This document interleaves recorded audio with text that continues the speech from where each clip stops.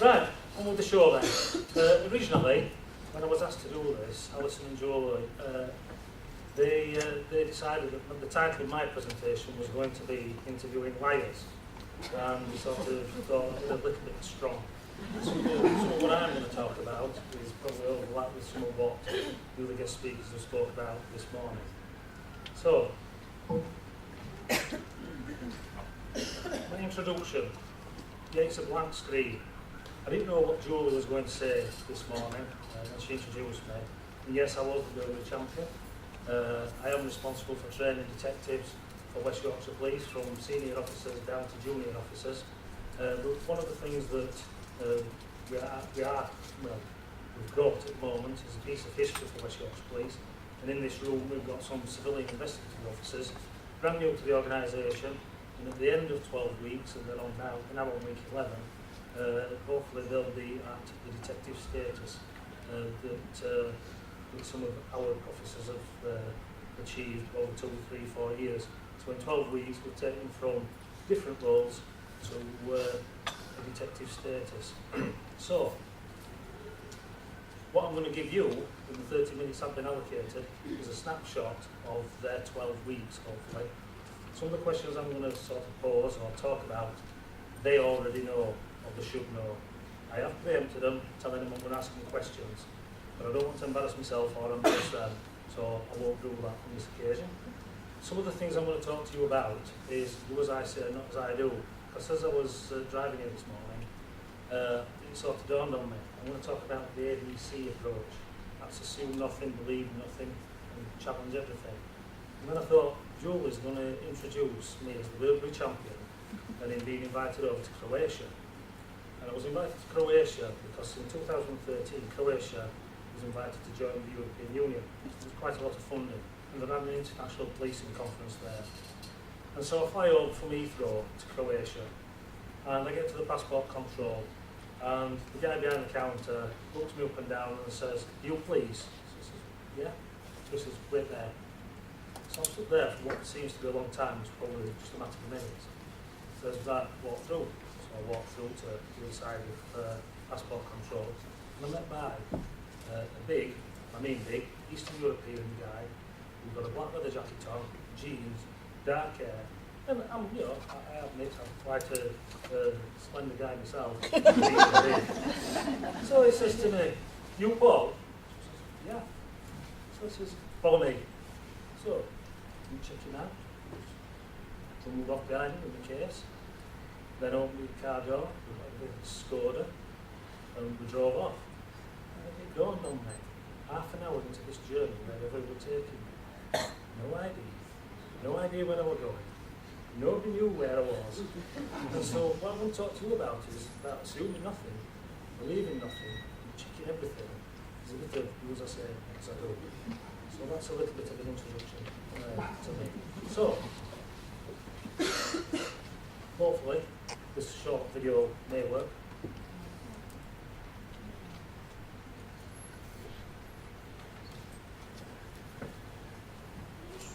Listen to me. You stupid girl. Please, will you listen to me? Can I tell you something? I need to tell you something. Get it! I'm gonna bring the living daylights out of you! How many times do I have to tell you? You stupid! Listen. Will you listen to me?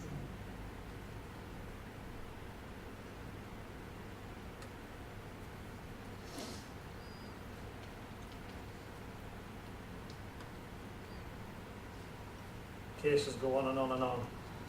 Ginny Savile, Lord Janner last week, after the 70s, 80s, even earlier in some cases, we will listen to the people that really matter, and that's the victims. The history repeats itself. We always do what we've always done, we'll always get what we've always got. In years to come, will history repeat itself again? We have an opportunity, I'm saying everybody here, because everybody in this room our investigators. We have an opportunity to change that. That's sort of my message today. So what's an investigation? It's the effective search for material to bring an offender to justice.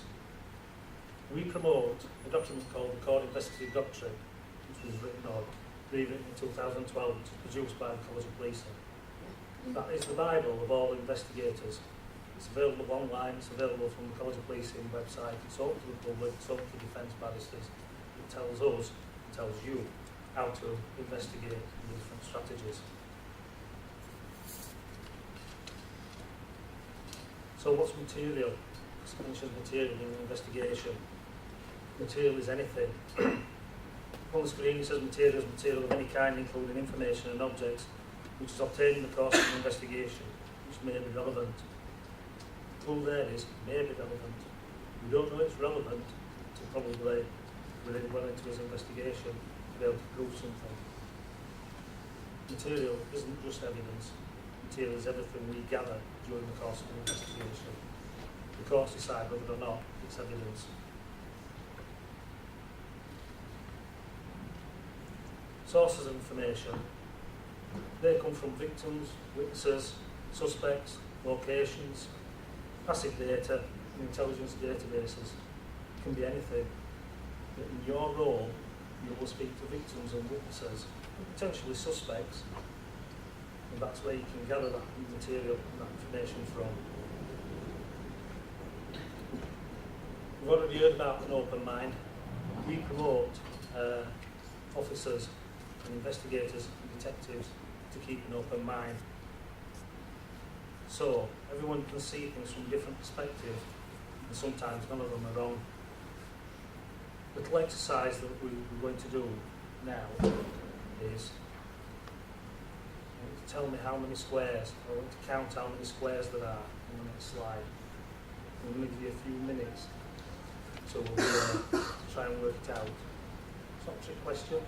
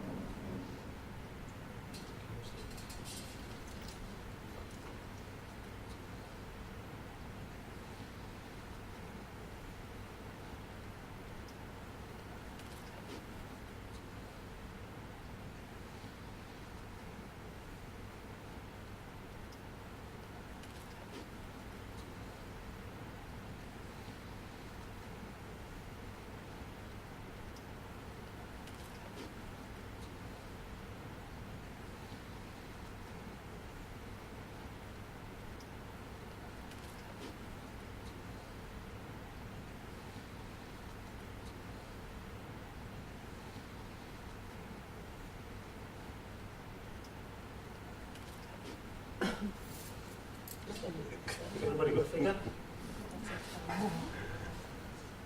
I'll do it in the manner that Chris has just done then. I like that idea. I'm going to do a raise of hands, but if everybody stands up. The figure you've got is between 0 and 16.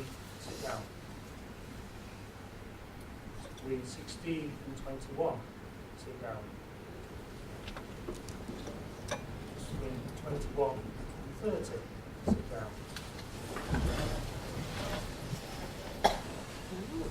Between 30 and 36. You're going to stand it. What did you have? 31. What did you have? 32. Nobody would appear in the 30s, would they? 34. Oh! 33. 33 squares. But we've all stood up, we've all looked at something, They've all come up with different answers. I'm going to touch on something now called verification bias. So all about putting all your eggs in one basket. Players. I'm Jack. I see you are still having no luck catching me. I have the greatest respect for you, George. But Lord, you are no nearer catching me now than 4 years ago when I started. I reckon your boys are letting you down, George. They can't be much good, can they? The only time they came near catching me was a few months back in Chapeltown when I was disturbed. I warned you in March that I'd strike again. Sorry it wasn't Bradford. I'm not quite sure when I'll strike again. But it will be definitely sometime this year. I'm not sure where. Maybe Manchester. I like it there. There's plenty of them knocking about. They never learn, do they, George? I bet you've warned them, but they never listen. Well, it's been nice chatting to you, George. Yours, Jack the Ripper. John Humboldt recorded that Sick Hawks message, which cops thought was genuine. That allowed Peter Sutcliffe to go and kill 3 further women, while the police put all their eggs in one basket. The post at the head of the Ripper investigation team, as some of you will know, which was Assistant Chief Constable George Oldfield, personally taunting him, going on there, he can't be very good, and sending the investigation down a blind alley. The police were convinced the tape was genuine, putting all the eggs in one basket. If you think you know what's happened, you need to verify those facts and keep an open mind. Investigators develop an early view as to what has occurred or who was responsible for the crime. There's a danger that they focus all the material that supports that view.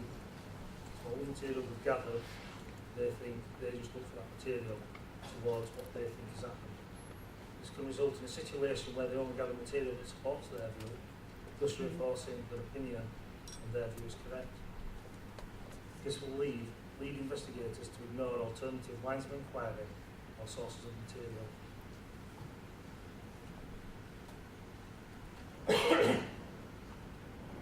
Come on to the ABC rule now.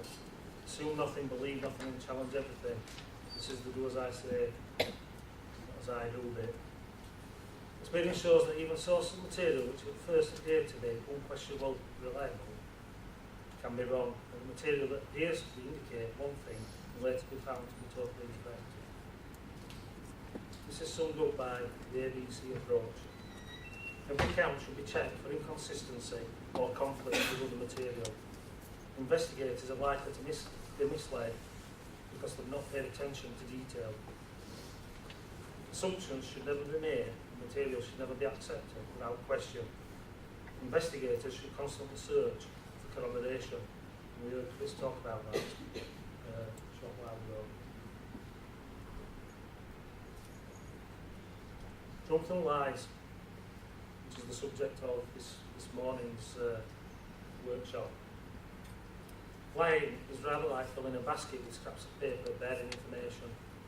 Typically, the liar will put into the basket some, perhaps even many, scraps bearing truthful detail. The liar also places in the basket scraps bearing 2 types of deceptive information. Untrue details, represented as the truth, and non-specific detail. The third way in which the liar perceives is evasion, not putting particular information in the basket at all. These 3 forms of lying that occur in the content of accounts and responses constitute passive, active dimension. To be effective in the task of creating a false perception of reality, a liar has to negotiate 4 hurdles. First hurdle, this is a motivational hurdle. The would-be deceiver has to anticipate being questioned at some point and feel moved to make a mental effort to prepare in advance. Most would-be liars clear this hurdle. Put my glasses down, you can't see as well now. The second hurdle, this individual has to create a storyline. This is a sequence of events rather like a script in a play. Typically, a liar's storyline will comprise only a limited number of events.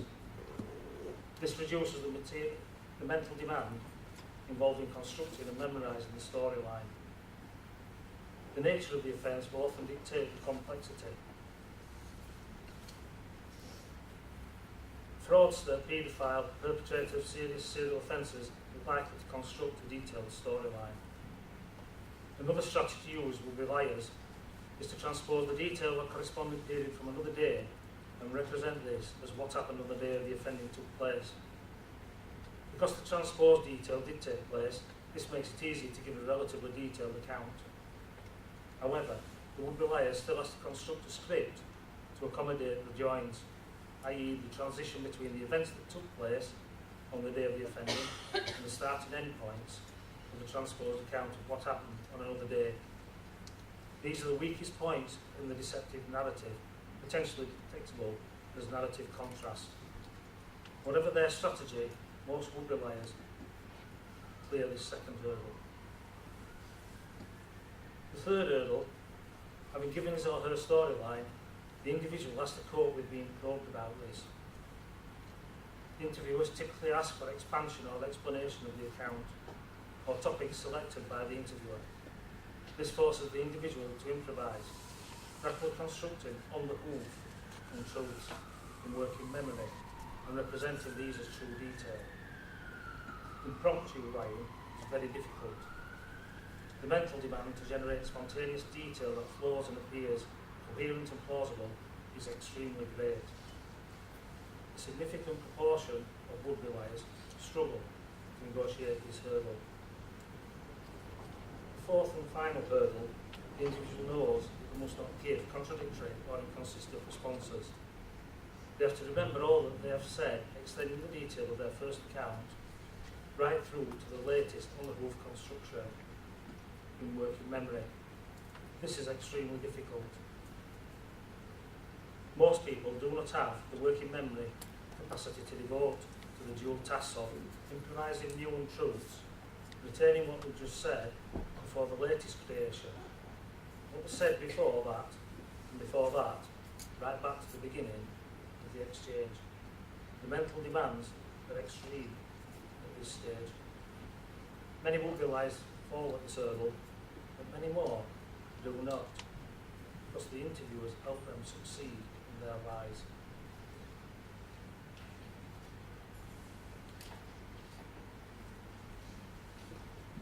An interviewer can help a liar succeed in their lies.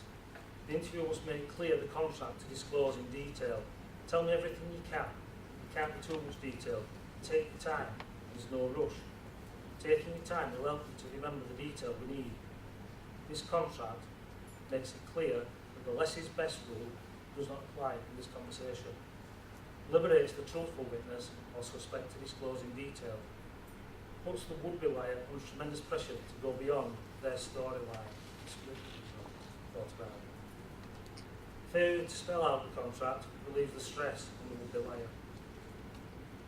To continue with the analogy of the basket, the interviewer fails to remember all of the scraps of paper the liar placed in the basket, especially those the individual produced rapidly when probed for additional detail. If the interviewer dominates the talking turn and the talking time, there's no pressure at all on the interviewee, who merely sits and listens to the interviewer.